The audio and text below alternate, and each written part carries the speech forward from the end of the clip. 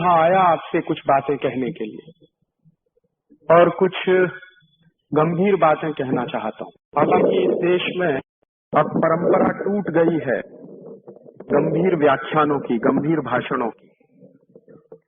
आजकल इस देश में जिस तरह के भाषण होते हैं, वो भाषण मुझे लगता नहीं कि इस देश को कोई दिशा दे पा रहे।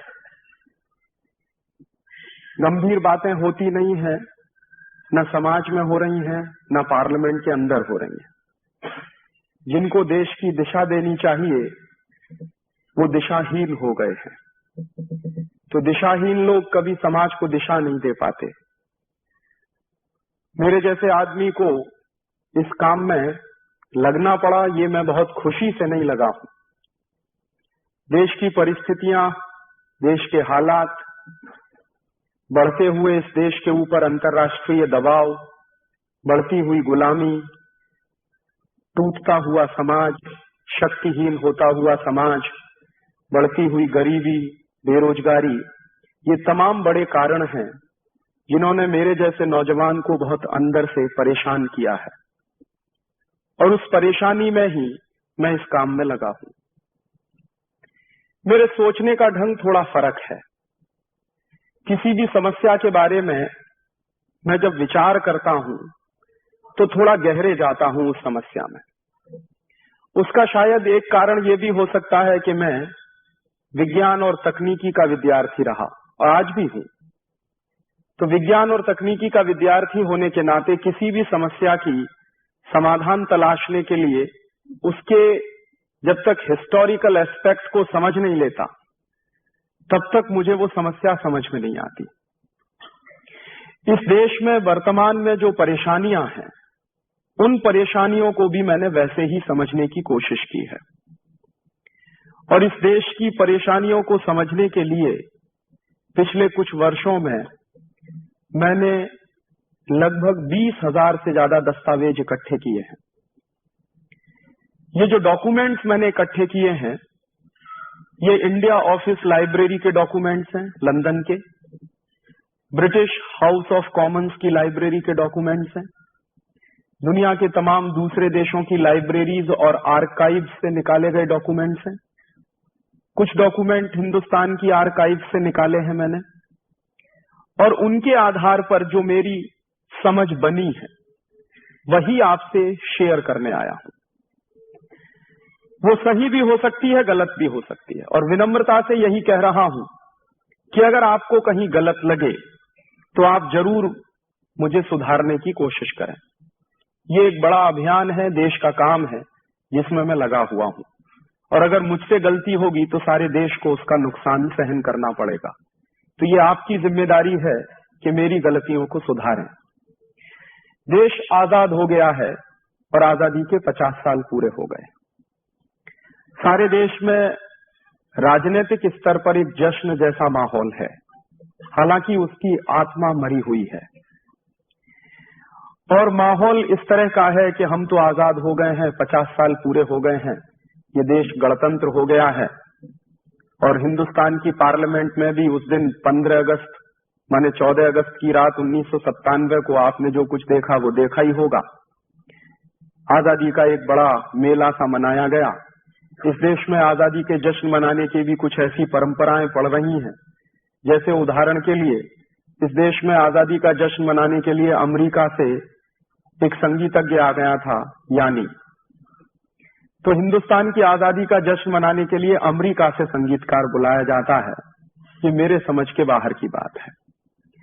उस यानी को हिंदुस्तान की आजादी के बारे में क्या समझ है और कितनी समझ है, और साथ ही साथ उस यानी को संगीत की कितनी समझ है जो मेरे देश में चलता है और बजाया जाता है।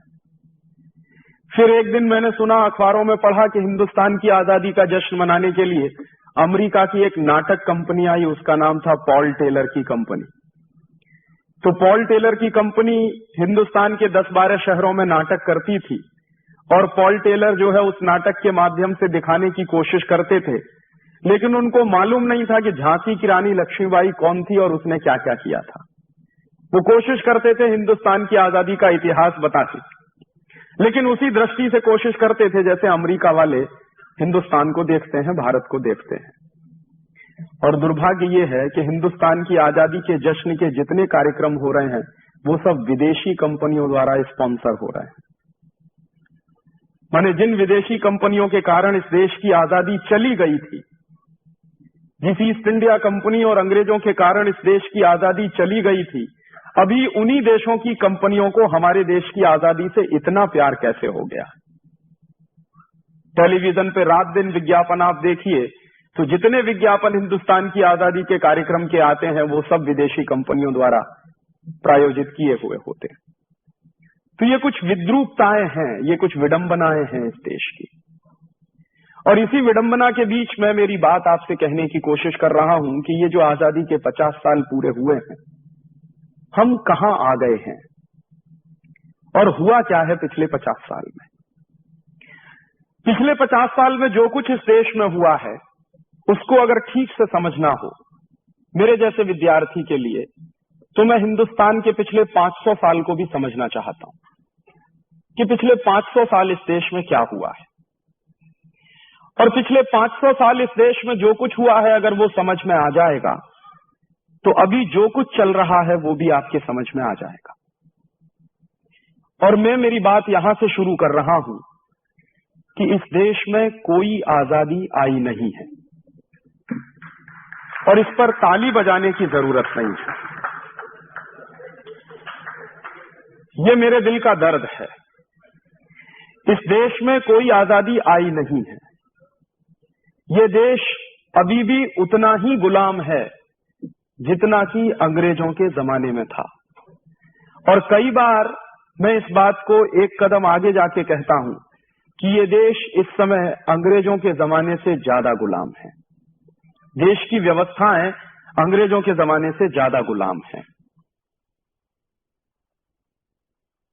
तो प्लानिंग के 3 चरण निर्धारित किए गए हैं। पहला चरण यह है, सबसे पहले हिंदुस्तान की अर्थव्यवस्था को खलास किया जाए। और जो बात चल रही है ब्रिटिश हाउस ऑफ कॉमन्स में, वो बात ये चल रही है कि इंडियन इकोनॉमिक सिस्टम को कॉलेप्स करा दिया जाए। और इंडियन इकोनॉमिक सिस्टम जब कॉलेप्स हो जाएगा तो हिंदुस्तान के व्यापारी, हिंदुस्तान के उद्योगपति, हिंदुस्तान के पूंजीपति सब खलास हो जाएंगे। और ये व्यापारी, पूंजीपति और उद्योगपति अगर खलास हो जाएंगे हिंदुस्तान में, तो हमारी ईस्ट इंडिया कंपनी का माल हिंदुस्तान के गांव-गांव में बिकने लगेगा। और इस डिबेट को चलाते हुए विल्बरफोर्स कह क्या रहा है, एक मजेदार बात आज आप देख रहे हैं जो चल रहा है उसका कंपैरिजन मैं कर रहा हूं। विल्बरफोर्स कह रहा है कि हमको हिंदुस्तान में फ्री ट्रेड करना है। तो एक एमपी पूछता है उससे, what do you mean by free trade? तो विल्बरफोर्स कह रहा है कि फ्री ट्रेड का माने ब्रिटिश गुड्स का हिंदुस्तान के गांव-गांव में बिकना, ब्रिटिश गुड्स का, ब्रिटेन के माल का हिंदुस्तान के बाजारों में भर जाना और ब्रिटिश के माल का, ब्रिटेन के माल का हिंदुस्तानी लोगों द्वारा ज्यादा से ज्यादा कंजम्पशन करना, उपभोग करना, ये है फ्री ट्रेड। इसके सेकंड पार्ट में एक बात और कह रहा है विल्बरफोर्स, फ्री ट्रेड की व्याख्या करते हुए। सेकंड पार्ट में यह कह रहा है कि ये जो फ्री ट्रेड चलेगा इसमें एक चीज और होनी चाहिए कि हिंदुस्तान में बहुत अच्छा रॉ मटेरियल है जो इंग्लैंड में नहीं है। जैसे कॉटन का रॉ मटेरियल है, स्टील के ओर्स हैं इस देश में, आयरन ओर बहुत अच्छा है, और भी तमाम तरह के रॉ मटेरियल हैं।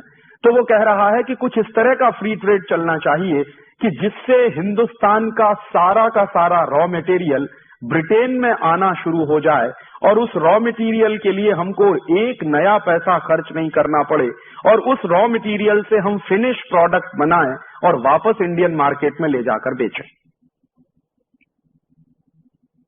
तो जब ये डिबेट कंक्लूड हो रही है तो उस डिबेट को इंप्लीमेंट करने के लिए पॉलिसीज बनाई जा रही है। और वो पॉलिसीज क्या बन रही हैं? पहली पॉलिसी बनी है और ईस्ट इंडिया कंपनी को एक चार्टर इशू किया गया है। ये ईस्ट इंडिया कंपनी जब आई है तो 20-20 साल के चार्टर उसको दिए जाते हैं। पहला चार्टर 1601 में मिला है, फिर दूसरा चार्टर 1621 में मिलता है, फिर इस तरह से 20-20 साल से चार्टर दिए जाते हैं। चार्टर माने अधिकार पत्र। तो इस तरह से 1813 की ये डिबेट जब कंक्लूड हो गई है तो ईस्ट इंडिया कंपनी को एक स्पेशल चार्टर इशू किया गया है हाउस ऑफ कॉमन्स की तरह से, और उस तरफ से, और चार्टर का नाम है चार्टर फॉर फ्री ट्रेड। और मैं जोर दे रहा हूं इस फ्री ट्रेड शब्द पर कि ये जो फ्री ट्रेड शब्द है ये कोई नया नहीं है, ये 250-300 साल पुराना शब्द है। आज जो कुछ आप अखबारों में पढ़ते हैं, सुनते हैं कि इस देश में लिबरलाइजेशन हो रहा है, ग्लोबलाइजेशन हो रहा है, किस लिए हो रहा है? फ्री ट्रेड के लिए हो रहा है। तो ये फ्री ट्रेड तो इस देश में अंग्रेजों ने भी चलाया है। और अंग्रेज इस देश में फ्री ट्रेड क्यों चला रहे हैं? इंडियन इकोनॉमिक सिस्टम को बर्बाद करना है और ब्रिटिश इकोनॉमिक सिस्टम को इस देश में स्थापित करना है, इसके लिए वो फ्री ट्रेड चला रहे हैं। तो उस फ्री ट्रेड में पॉलिसीज क्या बन रही हैं?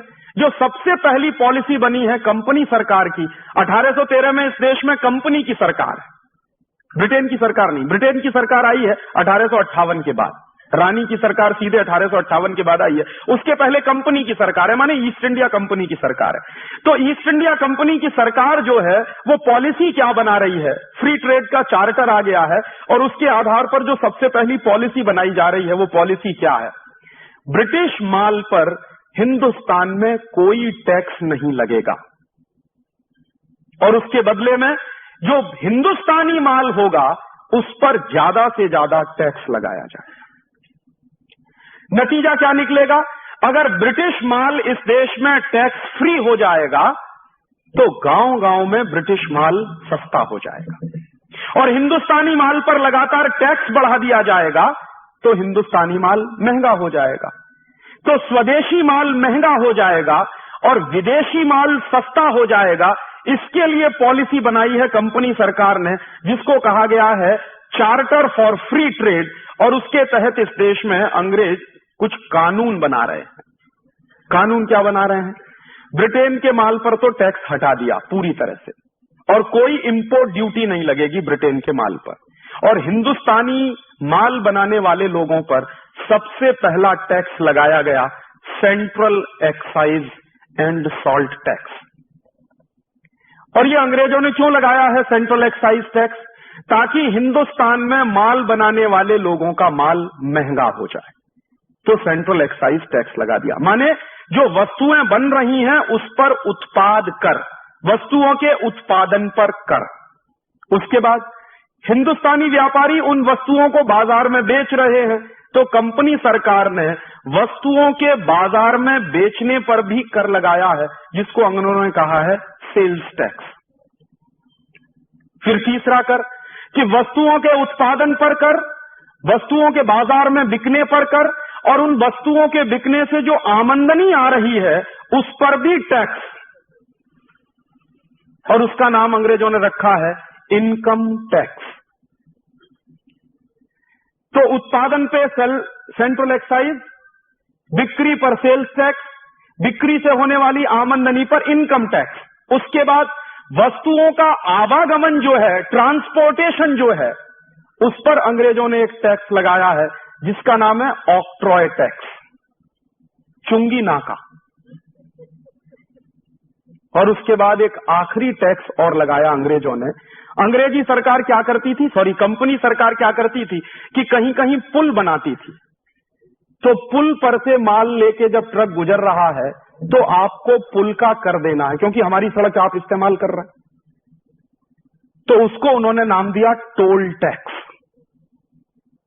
तो कितने टैक्स लगा दिया अंग्रेजों ने? वस्तुओं के उत्पादन पर सेंट्रल एक्साइज, वस्तुओं की बिक्री पर सेल्स टैक्स, उसके बाद इनकम पर इनकम टैक्स, उसके बाद ट्रांसपोर्टेशन के लिए आपको टोल टैक्स और ऑक्ट्रॉय टैक्स। और ये पांचों टैक्स अंग्रेज लगा रहे हैं इस देश के उद्योगपतियों पर ताकि इस देश के उद्योगपतियों का नाश किया जाए। और इसके बदले में जितना भी ब्रिटेन से माल आ रहा है इस देश में उस पर से सारे टैक्स हटा लिए गए हैं, क्योंकि ब्रिटेन का माल इस देश के गांव गांव में उनको बेचना है। नतीजे क्या निकलते हैं?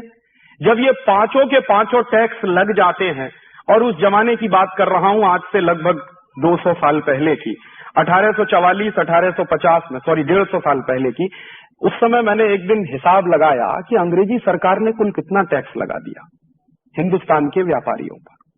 तो पता चल रहा है कि हर 100 रुपए के व्यापार पर 127 रुपए का टैक्स है। और इस बात की गंभीरता को समझिए कि हर 100 रुपए के व्यापार पर 127 रुपए का टैक्स है।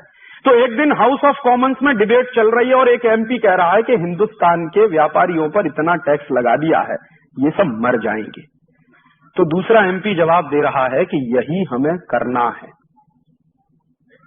एक दूसरा एमपी खड़ा हो जाता है तो वो कहता है कि दोनों हाथ में लड्डू हैं हमारे, या तो हिंदुस्तानी व्यापारी मर जाएंगे, माने 100 रुपए पर अगर 127 रुपए टैक्स देना पड़ जाए तो या तो वो आदमी मर जाएगा और या वो बेईमान हो जाएगा, और अगर वो बेईमान हो जाएगा तो भी हमारे गुलामी में आ जाएगा और बर्बाद हो जाएगा, तब तो हमारी गुलामी में आने ही वाला है। अब आप ध्यान करिए इन दो बातों को कि इस देश में टैक्सेशन का सिस्टम क्यों लाया जा रहा है, ताकि हिंदुस्तान के व्यापारियों को, पूंजीपतियों को, काम करने वालों को, उत्पादकों को बेईमान बनाया जाए या फिर उनको खलास कर दिया जाए।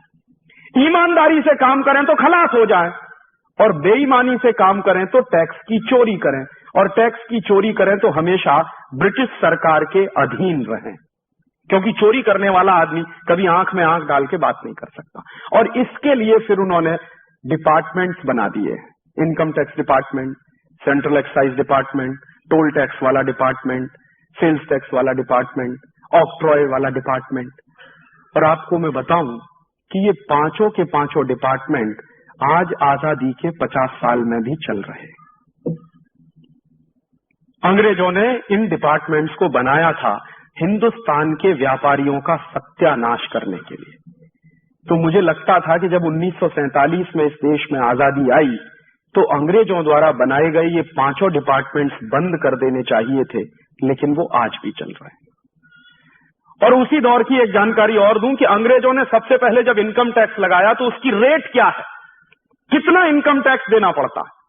तो अंग्रेजों का जो सबसे पहला इनकम टैक्स का रेट है वो 97% का है, माने 100 रुपए की इनकम है तो 97 रुपए का टैक्स आपको देना पड़ेगा, माने सिर्फ 3 रुपया आपको मिलेगा।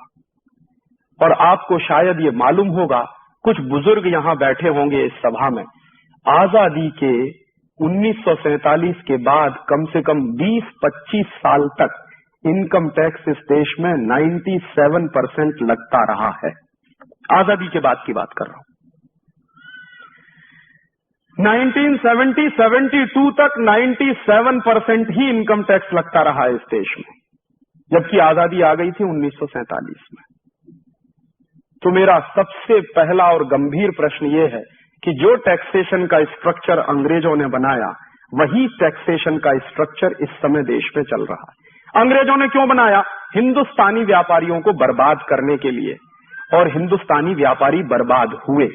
1835-1840 में इस देश की क्या स्थिति है व्यापार के क्षेत्र में, उसका एक आंकड़ा है, और ये आंकड़ा statistics British house of Commons की डिबेट से मैंने निकाला। हाउस ऑफ कॉमन्स की डिबेट चल रही है तो एक एमपी कह रहा है कि हिंदुस्तान का व्यापार है कितना पूरी दुनिया में। तो एक सर्वे किया है, और वो सर्वे किया है कई यहाँ के रेवेन्यू ऑफिसर्स हैं जो ब्रिटेन की सरकार के यहाँ पर पोस्टेड हैं, और उनका एक हेड ऑफिसर जिसका नाम है विलियम एडम।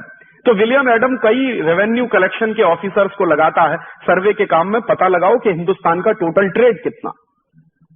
तो उसका आंकड़ा है 1835-1840 के आसपास, और ये 1850 तक भी चलता रहा है। 1850 के आसपास तक हमारा टोटल ट्रेड सारी दुनिया के ट्रेड का 1/3 है। माने पूरी दुनिया में अगर उस जमाने में $100 बिलियन का ट्रेड चल रहा हो तो $33 बिलियन का ट्रेड अकेले हिंदुस्तान का है। इसको एक दूसरे तरीके से भी कह सकते हैं कि आज से 150 साल पहले इस देश का कुल व्यापार सारी दुनिया के व्यापार का 33% है।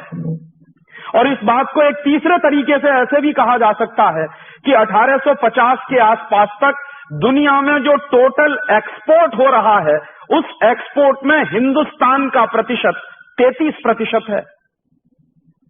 और आज आजादी के 50 साल के बाद हिंदुस्तान का हिस्सा टोटल वर्ल्ड मार्केट में कितना है जानते? रिजर्व बैंक ऑफ इंडिया के फिगर्स हैं, ये मेरे नहीं। Last year reserve bank of India की रिपोर्ट ये बता रही है कि टोटल वर्ल्ड ट्रेड में हिंदुस्तान का कंट्रीब्यूशन क्या है? 0.01%। हम जब गुलाम हैं अंग्रेजों के और अंग्रेज इस देश का सत्यानाश करने पर तुले हुए हैं और 150 साल पहले की ये बातें हैं, तब इस देश में कोई हाईटेक नहीं है, तथाकथित हाईटेक नहीं। हाईटेक तो है, लेकिन ये जो सो कॉल्ड हाईटेक है वो नहीं है। इंडस्ट्रीज का स्ट्रक्चर भी मेगा स्ट्रक्चर नहीं है, माने मेगा प्रोजेक्ट्स इस देश में नहीं है। तब हमारा टोटल वर्ल्ड मार्केट में कंट्रीब्यूशन 33% है। और आज इस देश में लाखों लाख करोड़ रुपए के इन्वेस्टमेंट के बाद, 244 नेशनल पब्लिक सेक्टर के होने के बाद, इतनी विदेशी कंपनियों को बुलाने के बाद, हिंदुस्तान में इतने बड़े बड़े घराने होने के बाद, इतनी हाईटेक लेने के बाद, टोटल वॉल्यूम ऑफ ट्रेड कितना है? 0.01%। तो हम तरक्की की तरफ बढ़ रहे हैं या विनाश की तरफ बढ़ रहे हैं? कहा यह जा रहा है कि आप बहुत तरक्की कर रहे हैं, तो मैं मानता था कि तरक्की होती अगर 33% वाला ट्रेड हमारा 50% हो गया होता, 70% हो गया होता, तो मानता कि हिंदुस्तान ने तरक्की कर ली है। लेकिन ये तो घट के 0.01% पे आ गया। तो हम तरक्की कर रहे हैं या कहीं पीछे की तरफ जा रहे हैं? और इसी के साथ याद आ गई एक बात, तो बता रहा हूं। विलियम एडम ने जो सर्वे कराया है, उस सर्वे में कुछ ऐसे आश्चर्यजनक तथ्य हैं जो आप सुनेंगे तो चकरा जाएंगे। विलियम एडम अपनी रिपोर्ट में लिख रहा है कि 1835-1840 के आसपास हिंदुस्तान में स्टील बनाने वाली 10,000 फैक्ट्रियां हैं, आज से 150 साल पहले। और वो जो 10,000 स्टील बनाने वाली फैक्ट्रियां हैं, उनमें जो स्टील बनता है 1850 के आसपास, वो स्टील इस क्वालिटी का है कि आप उसको वर्षों वर्षों तक पानी में पड़ा रहने दीजिए, उस पर जंग नहीं लग सकता। वो मेहरौली का खंभा सैकड़ों साल से खड़ा हुआ है, उस पर 1% भी कहीं जंग नहीं है।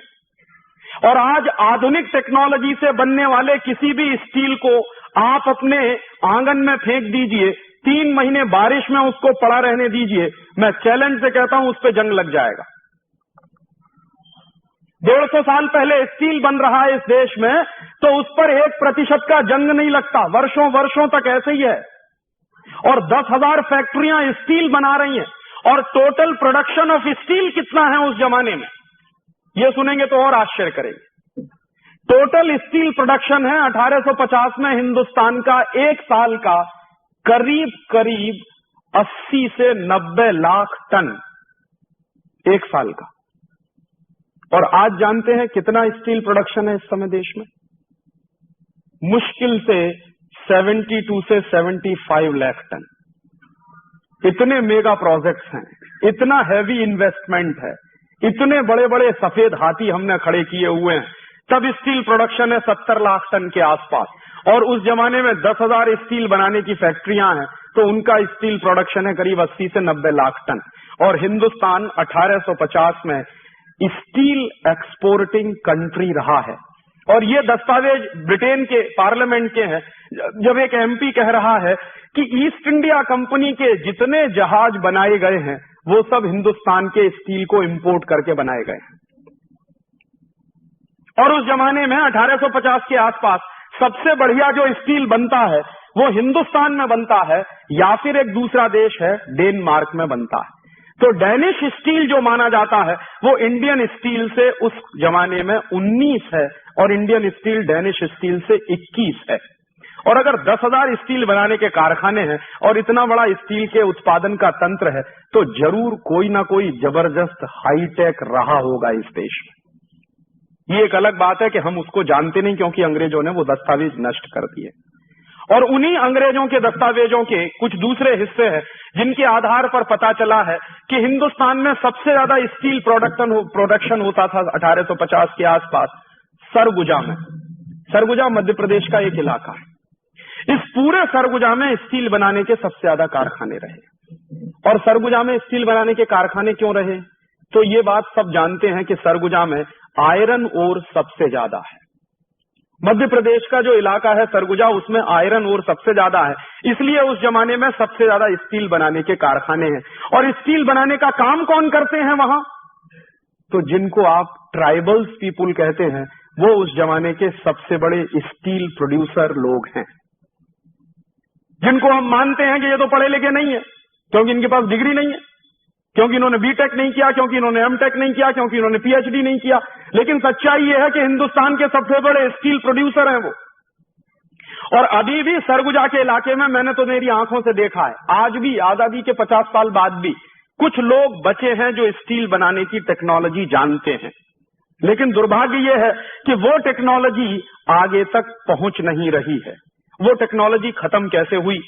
अंग्रेजों ने ये हिंदुस्तान के स्टील बनाने वाले कारखाने बंद कराए। कैसे बंद हुए? अंग्रेजों ने एक कानून बना दिया। कानून क्या था कि पहले जो स्टील बनाने वाले ट्राइबल्स होते थे, वो जंगलों में से जो खानें होती थी, खदानें होती थी, उनमें से स्टील का रॉ मटेरियल ले आते थे और स्टील बनाते थे उससे। अंग्रेजों ने क्या किया कि एक कानून बना दिया कि कोई भी ट्राइबल खदानों में से ओर नहीं निकाल सकता, और बाकायदा इसको सख्ती से लागू करा दिया। और फिर उन्होंने ये घोषणा कर दी कि खदानों में से अगर और कोई निकालेगा ट्राइबल, तो उसको 40 कोड़े मारने की सजा, और उससे पर भी वो ना मरे तो उसको गोली मार दी जाए। इतना सख्ती से वो कानून इस देश में लागू हो गया। तो धीरे धीरे आदिवासियों के स्टील के ओर लेने पर पाबंदी लगा दी गई, और धीरे धीरे वो खत्म होते चले गए, और क्रम के काल में वो करीब करीब समाप्त हो गए हैं। और आपको जानकर ये आश्चर्य होगा कि ये कानून जो अंग्रेजों ने चलाया कि आदिवासी आयरन ओर नहीं ले सकते, वही कानून हिंदुस्तान में आज भी चल रहा है। और आज भी इस देश में जो टेक्नोलॉजी जानते हैं वो लोग आयरन ओर नहीं ले पाते। और उसके दूसरी तरफ क्या चल रहा है कि बड़ी बड़ी विदेशी कंपनियां उन आयरन ओर्स को खोद खोद कर ले जा रही हैं। जापान की एक कंपनी है, उसका नाम है निप्पन डेर्नो, वो इसी धंधे में लगी हुई है। तो जापान की कंपनी को तो हिंदुस्तान की खदानें खोद कर ले जाने की खुली छूट है, लेकिन हिंदुस्तान का कोई आदिवासी उस खदान में से रॉ मटेरियल लाकर स्टील बनाए तो उस पर पाबंदी लगी हुई है, वो रॉ मटेरियल नहीं ले सकता। और मैं मान सकता हूं कि यह कानून अंग्रेजों ने बनाया, अंग्रेजों की सरकार थी, उनके अपने स्वार्थ थे, उनको यह देश बर्बाद करना था। मैं ये कैसे मान लूं कि आजादी के 50 साल के बाद भी वही कानून चल रहा? आज तो हमारी सरकार है, आज तो हमारे लोग हैं जो पार्लियामेंट में बैठे हैं। अब तो हम मानते हैं कि यह देश अंग्रेजों की गुलामी से आजाद हो गया है। तो फिर वही कानून जो अंग्रेजों ने चलाया इस देश को बर्बाद करने के लिए, वो क्यों चल रहा है? और क्यों नहीं कोई राजनीतिक पार्टी इस सवाल पर सोचती कि विदेशी कंपनियां तो रॉ मटेरियल खोद खोद कर ले जा रही हैं। जापान की कंपनी निप्पन डेर्नो जो रॉ मटेरियल ले जाती है वो कौड़ी के दाम में जाता है, और उससे स्टील बनाकर वापस इसी देश में लाकर बेचती है, और फिर दूसरी बार भी मुनाफा लेकर जाती है। ये धंधा तो अंग्रेजों के जमाने में चलता था, वो तो आज भी चल रहा है। कैसे मैं मानूं कि ये देश आजाद हो गया? और इस तरह से अंग्रेजों ने क्या किया है कि इस देश के तमाम हुनरमंद लोगों को बर्बाद। और आपने एक किस्सा और भी सुना होगा कि ये स्टील बनाने वाले लोगों को ऐसे बर्बाद किया अंग्रेजों ने। एक दूसरा किस्सा सुनाऊं। हिंदुस्तान में बहुत बेशकीमती और बेहतरीन कपड़ा बनाने वाले कारीगर होते थे, और उन कारीगरों के हाथ का बनाया हुआ कपड़ा सारा देश जानता है कि एक छोटे से रिंग में से पूरा थान पार निकलता था। ढाका की मलमल इस देश में बनती थी। ढाका उस जमाने में इसी देश का हिस्सा था। बांग्लादेश तो 72 में बना है, उसके पहले वो थोड़ा पाकिस्तान का हिस्सा था, और 47 के पहले हमारे देश का हिस्सा था। और ये किस्सा मैं आपसे कह रहा हूं 1750 से 1850 के बीच का। इतना बेहतरीन कपड़ा बनाने वाले जो कारीगर होते थे, उनके हाथ का बुना हुआ कपड़ा कोई कल्पना नहीं कर सकता कि मशीन इतना महीन कपड़ा बुन सकती है क्या। जिस टेक्नोलॉजी, जिस हुनर से वो कपड़ा बनाते थे, और सारी दुनिया में वो कपड़ा बिकता था, मशहूर था हिंदुस्तान का कपड़ा। सबसे ज्यादा जो एक्सपोर्ट अर्निंग्स होती थी हमारे देश को, वो दो ही चीजों से होती थी, या तो हमारे मसाले बिकते थे या हमारा कपड़ा बिकता था। तो कपड़ा बनाने वाले जो कारीगर थे, अंग्रेजों को उनसे परेशानी थी। अंग्रेजों को क्या परेशानी थी? लंकाशायर और मानचेस्टर का कपड़ा इस देश में बिक नहीं पाता था, क्योंकि हिंदुस्तानी कपड़ा ही इतने क्वालिटी का बनता था, कोई खरीदता ही नहीं था लंकाशायर और मानचेस्टर के कपड़े को। तो अंग्रेजों ने क्या किया? फ्री ट्रेड के नाम पर हिंदुस्तान का बेहतरीन कपड़ा बनाने वाले कारीगरों के अंगूठे काटे गए, उनके हाथ काटे गए। सूरत के इलाके में दस्तावेज है मेरे पास, 1 लाख से ज्यादा कारीगरों के अंगूठे कटे हैं अंग्रेजों के जमाने। बिहार में एक इलाका है, उसका नाम है मधुबनी। मधुबनी के इलाके में अंग्रेजों ने करीब 2.5 से 3 लाख कारीगरों के हाथ काटे हैं। और अंग्रेजों की ईस्ट इंडिया कंपनी ये काम करते हुए बड़ा गर्व महसूस कर रही है। और जब लंकाशायर और मानचेस्टर का कपड़ा बिकना शुरू हो जाएगा तो हिंदुस्तान की कपड़ा मिलें बंद हो जाएंगी। और ये हिंदुस्तान का कपड़ा उद्योग इस देश का सबसे बड़ा उद्योग है, जो सबसे ज्यादा एक्सपोर्ट अर्निंग देता है। अगर ये कोलैप्स हो जाएगा तो इंडियन इकोनॉमी कोलैप्स हो जाएगी। ये डिबेट है ब्रिटिश पार्लियामेंट की, और उसके बाद उन्होंने ये कर दिया। बाद में क्या हुआ है कि लंकाशायर और मानचेस्टर से आने वाले कपड़े पर टैक्स हटाया गया, और हिंदुस्तान के व्यापारियों के ना सिर्फ अंगूठे और हाथ काटे गए हैं, बल्कि हिंदुस्तान के व्यापारी जो कपड़ा बना रहे हैं उन पर टैक्स भी बढ़ा दिया गया। सूरत की टेक्सटाइल इंडस्ट्री पर 1840 के बाद अंग्रेजों ने 1000% एक्स्ट्रा टैक्स लगाया ताकि ये इंडस्ट्री बंद हो जाए। और मानचेस्टर और लंकाशायर का कपड़ा टैक्स फ्री कर दिया है ताकि इस देश में गांव गांव में गली गली में वही कपड़ा बिकने लगे। बाद में यहां से वो रॉ मटेरियल भी ले जा रहे हैं, और रॉ मटेरियल जो जा रहा है वो कॉटन के रूप में जा रहा है। और अंग्रेजों को रॉ मटेरियल ले जाने के लिए बड़ी प्रॉब्लम आ रही है उस जमाने में। तो उस प्रॉब्लम को सॉल्व करने के लिए अंग्रेजों ने जानते हैं क्या किया? रेल चलाई है इस देश में। मेरे बहुत सारे लोग कहते हैं, मेरे दोस्त कहते हैं कि अगर अंग्रेज नहीं आते तो इस देश में रेल नहीं होती। और रेल अंग्रेजों ने चलाई क्यों है? रेल अंग्रेजों ने चलाई है ताकि हिंदुस्तान के गांव गांव से कॉटन इकट्ठा करके रेल में भर के उसको बंबई तक पहुंचाया जाए, और बंबई से पानी के जहाज में भर के लंदन ले जाया जाए। सबसे पहली रेल चली है इस देश में, ये अहमदाबाद बंबई वाली, ये सबसे पुरानी रेलवे लाइन है इस देश की। एक्सपेरिमेंट के रूप में अंग्रेजों ने जो रेल चलाई है वो सबसे पहले चलाई है बंबई से ठाणा के बीच में। लेकिन जब एक्सपेरिमेंट सक्सेसफुल हो गया है तो फिर उन्होंने सबसे पहली रेल चलाई है अहमदाबाद और बंबई के बीच में। ये जो अहमदाबाद और बंबई का पूरा इलाका है, ये सबसे बेस्ट किस्म के कॉटन प्रोड्यूसर एरियाज रहे हैं। तो यहां से क्या होता है, रेल चल रही है, उसमें कॉटन भर भर के यहां आ रहा है बंबई के बंदरगाह पर, और बंबई के बंदरगाह से वो कॉटन जहाजों में भरकर इंग्लैंड जा रहा है। तो जहाजों में जो कॉटन भरकर इंग्लैंड जाता था तो अंग्रेजों को अपने खाली जहाज भेजने पड़ते थे ताकि यहां का कॉटन भर के लंदन जाए। तो अक्सर क्या होता था कि अंग्रेजों के जो जहाज आते थे खाली या खाली, वो कभी कभी डूब जाया करते थे। अक्सर खाली जहाज जो होता है वो समुद्र में डूबने के चांसेस उसके ज्यादा होते हैं। तो अंग्रेजों ने उसकी एक युक्ति निकाली थी कि वहां से जहाज खाली नहीं आना चाहिए। तो अंग्रेज क्या करते थे कि उसमें नमक भर के उस जहाज को हिंदुस्तान में भेजा करते थे, और वो नमक यहां बंबई के बंदरगाह पे निकाल दिया जाता था, और उसमें फिर कॉटन भर के वो जहाज वापस लंदन चला जाता था। नतीजा क्या होने लगा कि अंग्रेजों के जहाज आते थे तो नमक आता था, नमक आता था तो नमक का ढेर लग जाता था। तो अंग्रेजों की ईस्ट इंडिया कंपनी को प्रॉब्लम हुई कि इस नमक का करें क्या। तो उन्होंने एक नियम बना दिया कि हिंदुस्तान के गांव गांव में ब्रिटेन का नमक बिकवाना शुरू कर दो। तो इसके लिए उन्होंने क्या किया? इसके लिए उन्होंने ये किया कि हिंदुस्तान में जो अपना नमक बनता था स्वदेशी, उस पर टैक्स लगा दिया, और ब्रिटेन का जो नमक आता था उसको टैक्स फ्री कर दिया। नतीजा क्या निकला कि हिंदुस्तान में अंग्रेजों का गांव गांव में नमक भी बिकने लगा। और ये बात गांधी जी को बर्दाश्त नहीं थी। गांधी जी की उम्र उस जमाने में, ये 1890 की बात मैं कह रहा हूं, मुश्किल से 20-21 साल की उम्र थी। 20-21 साल की उम्र में वो लंदन में थे, और लंदन की वेजिटेरियन काउंसिल के मेंबर थे। तो लंदन की वेजिटेरियन काउंसिल के मेंबर की हैसियत से उन्होंने एक लेख लिखा था 1890 में, उसकी फोटोकॉपी मुझे मिल गई है। उस लेख में गांधी जी लिख रहे हैं कि ये अंग्रेज कितने क्रूर हैं, इन्होंने हिंदुस्तानी नमक पर भी टैक्स लगा दिया है। और हिंदुस्तानी नमक पर टैक्स लगा के इन्होंने क्या किया है, गांव गांव में हिंदुस्तानी नमक महंगा हो गया है। और अंग्रेजों की चाल ये है कि उनका जो ब्रिटिश नमक है वो हिंदुस्तान के गांव गांव में बिके। और वो क्या कह रहे हैं? वो कह रहे हैं कि अंग्रेजों के दोनों हाथ में लड्डू हैं। इंडियन नमक पर टैक्स लगा दिया है तो इंडियन नमक महंगा हो गया है, उससे रेवेन्यू कलेक्शन भी बढ़ गया अंग्रेजों का, और ब्रिटेन का नमक गांव-गांव में सस्ता हो गया है, उसकी बिक्री से मुनाफा भी हो रहा। और तब गांधी जी कह रहे हैं कि ये तो इतना क्रूर कानून है, इसके खिलाफ तो कुछ होना चाहिए। गांधी जी की उम्र उस समय मुश्किल से 20-21 साल की है, लेकिन उस उम्र में उनके दिमाग में ये मंथन चल रहा है कि कुछ होना चाहिए। और वो मंथन चलते चलते 1930 में नमक सत्याग्रह के रूप में प्रकट हुआ। और गांधी जी ने नमक सत्याग्रह किया क्यों है? गांधी जी ने नमक सत्याग्रह इसलिए किया है कि अंग्रेजों का नमक इस देश में बिक रहा है, इंडियन नमक पर टैक्स लगा हुआ है, हिंदुस्तानी लोगों को नमक बनाने से रोका जाता है, अंग्रेजों के लोग इस देश में नमक बनाते हैं और बेचते हैं।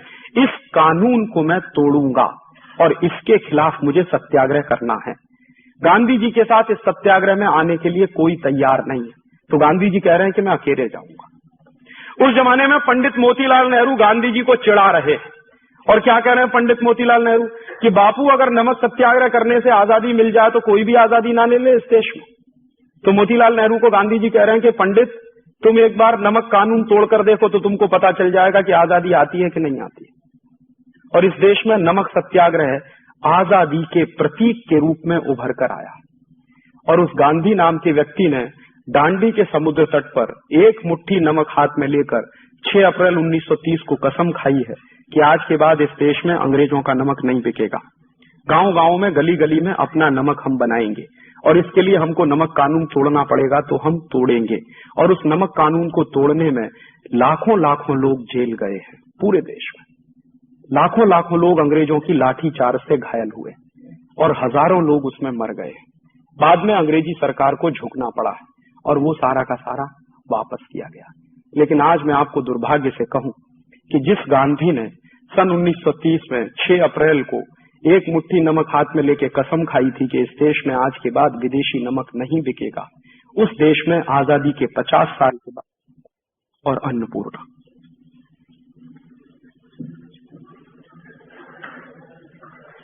और ये ताली बजाने की बात नहीं,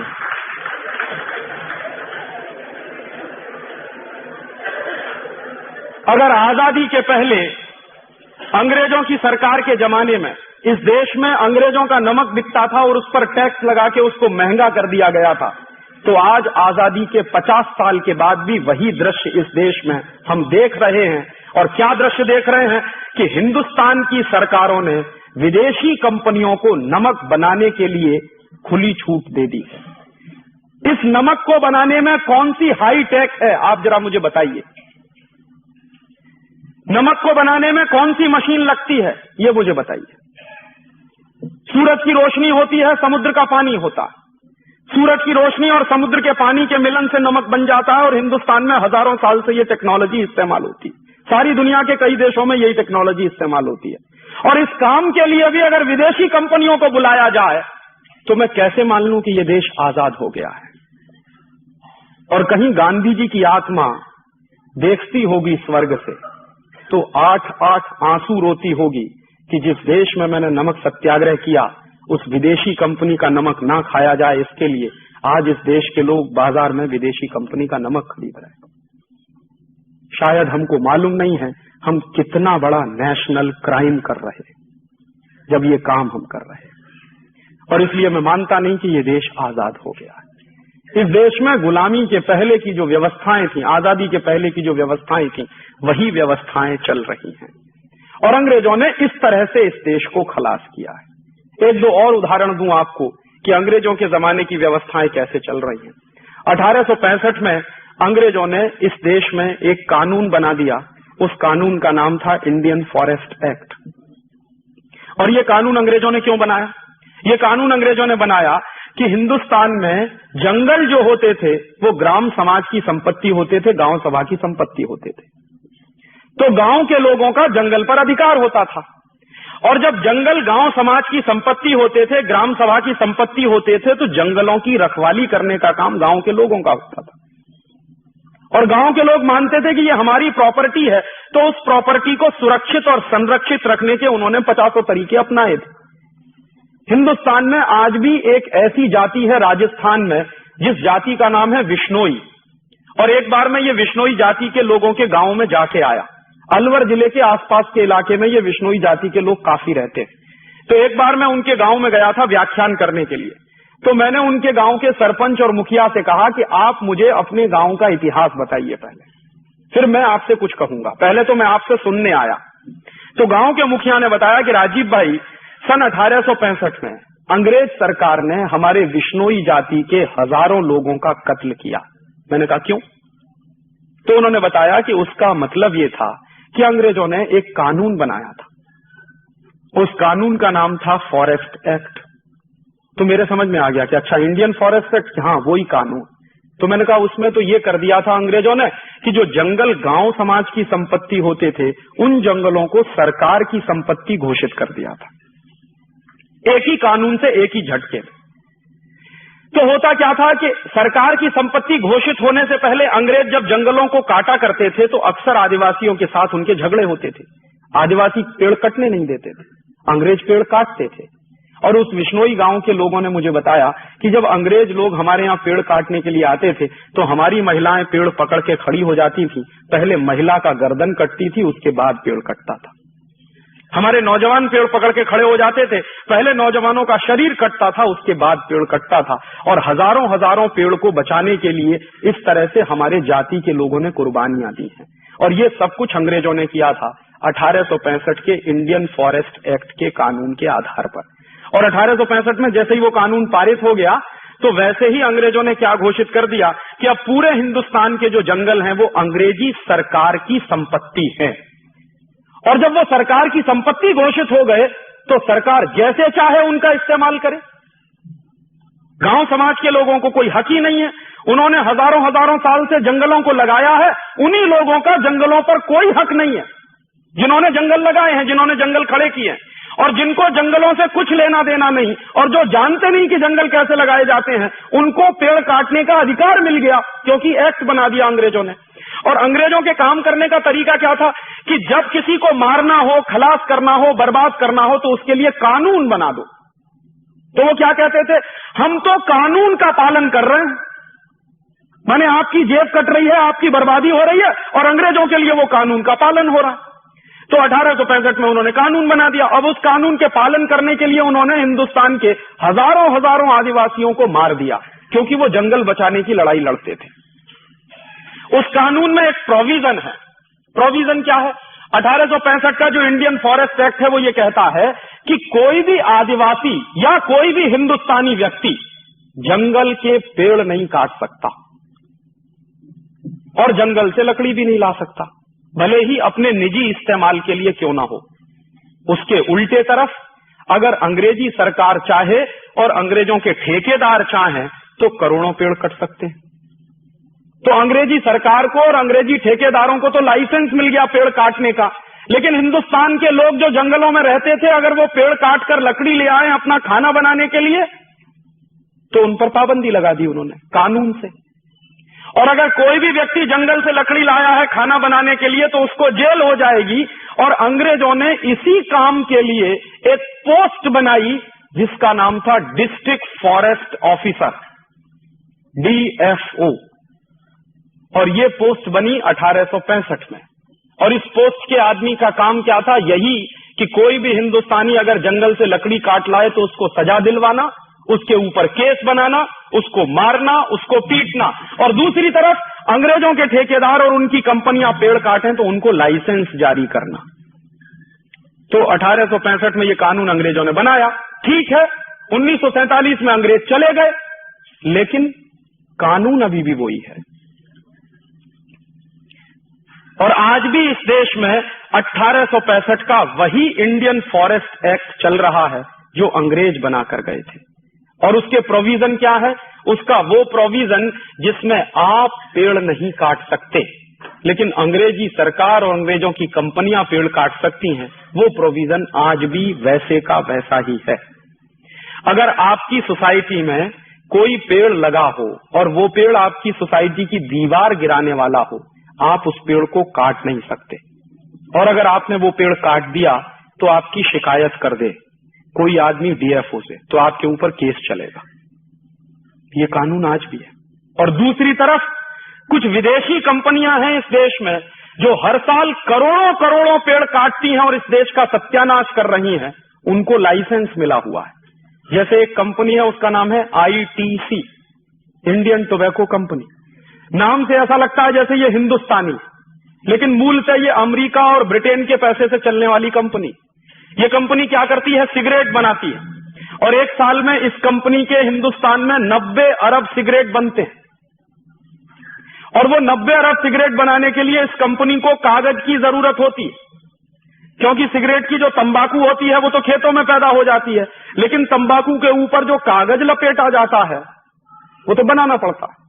और वो कागज लपेटकर जो सिगरेट की स्टिक बन जाती है उसको पैकेट के अंदर बंद करना पड़ता है, तो पैकेट के लिए भी कागज बनाना पड़ता है। फिर उनकी एडवर्टीजमेंट करनी पड़ती है कंपनी को, तो उसके लिए पोस्टर चाहिए, तो उसका भी कागज बनाना पड़ता है। तो ये company on an average 500 cigarette बनाने के लिए एक पेड़ काटती है, और हर साल ये कंपनी 1400 करोड़ पेड़ काट देती है। उसको लाइसेंस मिला हुआ है, आप अगर एक पेड़ काटें तो आपको जेल हो जाएगी। ये कानून किसका है? ये कानून अंग्रेजों के जमाने का। क्यों चल रहा है, इसका जवाब कौन देगा? 1947 में हम आजाद हो गए थे, ये कानून खत्म हो जाना चाहिए था, लेकिन क्यों चल रहा है अभी भी ये कानून, आजादी के 50 साल बाद तक? और अंग्रेजों ने जो जंगल गांव समाज की संपत्ति थे वो छीनकर सरकार की संपत्ति घोषित कर दिए। 1947 में जो सरकार आई थी उसको सबसे पहला काम ये करना चाहिए था कि जंगलों को वापस गांव समाज की संपत्ति घोषित करना चाहिए था, लेकिन वो तो नहीं हुआ आज तक। तो कैसे मैं मानूं कि ये देश आजाद हो गया? 1894 में अंग्रेजों ने एक कानून बनाया, उसका नाम था लैंड एक्विजिशन एक्ट। और ये लैंड एक्विजिशन एक्ट क्या था? गांव गांव के लोगों की जमीन हड़पने के लिए अंग्रेजों को एक कानून की जरूरत थी, क्योंकि अंग्रेजी पुलिस ऑफिसर जो होते थे वो गांव गांव में जाते थे, लोगों को मारते थे, पीटते थे, उनकी जमीन हड़प लेते थे। और ना सिर्फ जमीन हड़पते थे बल्कि हिंदुस्तान के बड़े बड़े राज्य भी लोग अंग्रेजों ने हड़प लिए थे। यहां के जो कई राजा थे उनकी स्टेट हड़प ली थी अंग्रेजों ने। और ऐसा एक किस्सा तो आप सबको मालूम होगा, झांसी की रानी लक्ष्मीबाई की स्टेट को अंग्रेजों ने हड़प लिया था। और झांसी की रानी लक्ष्मीबाई की स्टेट को जब अंग्रेजों ने हड़प लिया था तो उसी के लिए झांसी की रानी ने युद्ध किया था। बाद में झांसी की रानी की हत्या कराई थी। इसी देश के कुछ गद्दारों ने मिलकर झांसी की रानी को मरवाया था अंग्रेजों के साथ, उसको धोखे से। और वो गद्दार खानदान इस देश में अभी भी मौजूद है। तो झांसी की रानी की हत्या हुई थी। मामला क्या था कि स्टेट थी झांसी की, उसको हड़प लिया था। तो अंग्रेजों का एक ऑफिसर था, उसका नाम था डलहौजी।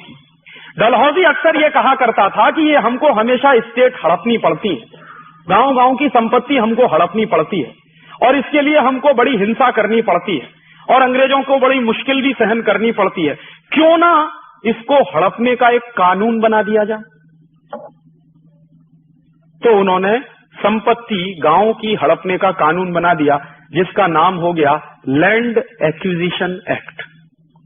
और वो लैंड एक्विजिशन एक्ट आज से 103 साल पहले अंग्रेजों ने बनाया, ताकि गांव गांव की जमीन को छीना जाए, किसानों की जमीन को छीन लिया जाए, और वो जमीन छीनकर अंग्रेजी सरकार ईस्ट इंडिया कंपनी को बेचे या किसी विदेशी कंपनी को बेचे। ये धंधा करती थी उस जमाने की अंग्रेज सरकार। और आपको मैं बताऊं कि दुर्भाग्य आज हमारा ये है कि वो 103 साल पुराना कानून आज भी इस देश में चल रहा है। बस इतना फर्क हुआ है कि उस जमाने में अंग्रेज सरकार इस देश के गांव की जमीन छीनकर विदेशी कंपनियों को बेचती थी। अब हमारी सरकारें गांव के किसानों की जमीनों को छीनकर विदेशी कंपनियों को बेच रही है। इतना ही फर्क है। पहले जो धंधा अंग्रेज करते थे, अब वही धंधा भारत की सरकारें कर रही हैं, तमाम प्रदेशों की सरकारें कर रही हैं। और ये सरकारें तर्क क्या देती हैं कि देश के प्रगति के लिए, देश के भले के लिए गांव की जमीन छीनकर विदेशी कंपनियों को देना बहुत जरूरी है। और उसी के आधार पर क्या हुआ है, पिछले 5 वर्षों में सन 1991 से लेकर 1996 के बीच में महाराष्ट्र की हजारों हेक्टेयर जमीन विदेशी कंपनियों को बेची गई है। हजारों हेक्टेयर जमीन। गांव के लोगों से छीनकर, उनकी पिटाई करके, उनको मारकर, उनको डरा के, उनको धमका के उनकी जमीनें छीनी गई हैं और विदेशी कंपनियों को दी गई हैं। गुजरात में पिछले 5 साल में हजारों हेक्टेयर जमीन किसानों की छीनकर विदेशी कंपनियों को बेची गई है। और हिंदुस्तान का कोई एक प्रदेश ऐसा नहीं है, कर्नाटक में हजारों हेक्टेयर के जंगल कटवाए गए हैं ताकि विदेशी कंपनियों के कारखाने वहां लग सकें। कोजेंट्रिक्स की बिजली की जो परियोजना आ रही है कर्नाटक में, वो इसी आधार पर आ रही है कि दक्षिण के वो जो पश्चिम घाट है वहां का, उसके जो बेहतरीन जंगल है उनको कटवाया जाए और विदेशी कंपनी की परियोजना चले वहां पर। ये धंधा तो अंग्रेज सरकार करती थी इस देश में। अगर वही धंधा आजादी के 50 साल के बाद हमारी सरकार कर रही है तो इसको मैं अंग्रेजी सरकार कहूं कि हिंदुस्तानी सरकार कहूं? और मैं कैसे मान लूं कि ये देश आजाद है? जिस तरह से अंग्रेज जमीन छीना करते थे गांव गांव की, वैसे ही जमीन अगर आज छीन रही है और दी जा रही है विदेशी कंपनियों को, तो कैसे माने कि ये देश आजाद हो गया? काम तो वही चल रहे हैं, देश तो वैसे ही चल रहा है, सरकारें तो वैसे ही काम करती हैं जैसे अंग्रेजों के जमाने में करती थी। 1860 में अंग्रेजों ने एक कानून बनाया, उसका नाम था इंडियन पुलिस एक्ट। और ये जो 1860 का इंडियन पुलिस एक्ट बनाया, ये अंग्रेजों ने क्यों बनाया? इसलिए बनाया कि 1857 में इस देश में क्रांति हो गई थी, विद्रोह हो गया था, बगावत हो गई थी सारे देश में। मंगल पांडे को फांसी की सजा हुई थी बैरकपुर की छावनी में और सारे देश में आग लग गई थी। गांव गांव में नौजवान खड़े होने लगे थे, युवकों के